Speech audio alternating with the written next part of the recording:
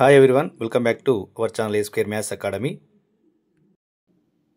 If sin hx equals to 12 by 5, then sin h3x plus cos h3x equals to dash అని అడిగినమ్మా. ఇది EAPCET 2024 question. So మనకు last year వచ్చిన క్వశ్చనే hyperbolic functions వెళ్ళి. So చాలా simple question అమ్మా ఇది, కాకపోతే కొంత లాజిక్గా చేయాల్సి ఉంటుంది. సో ఆప్షన్స్ ఏమి ఇచ్చి అంటే 125, B 144, C 169, D 216 ఇచ్చినాము. సో సైన్ హెచ్ఎక్స్ ఫార్మ్ ఏంటంటే e power of x plus e power of minus x by 2, so that equals 12 by 5 అని ఇచ్చిండు.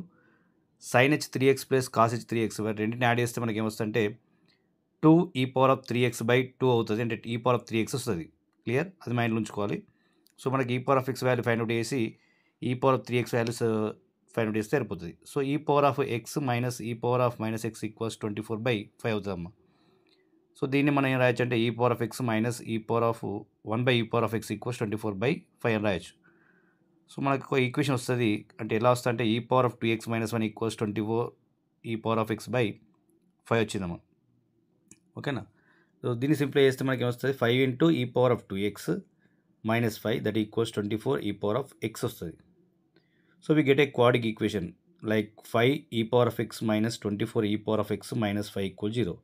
So e power of x equals t అనుకోండి, మనకి 5t² minus 24t minus 5 equal 0 వస్తుందమ్మా. ఓకేనా, అంతేనా. So e power of x equals to t అనుకుంటే 5t² minus 24t minus 5 equal 0 వచ్చింది. So ఇక్కడ మనకి ఒక క్వాడ్రిక్ ఈక్వేషన్ వచ్చింది, దీనికి ఫ్యాక్టర్స్ ఫైండ్ అవుట్ చేస్తే 5t plus 1 into tea minus 5 వస్తాము. 5t plus 1 into tea minus 5 అనే ఫ్యాక్టర్స్ మనం డివైడ్ చేయొచ్చు.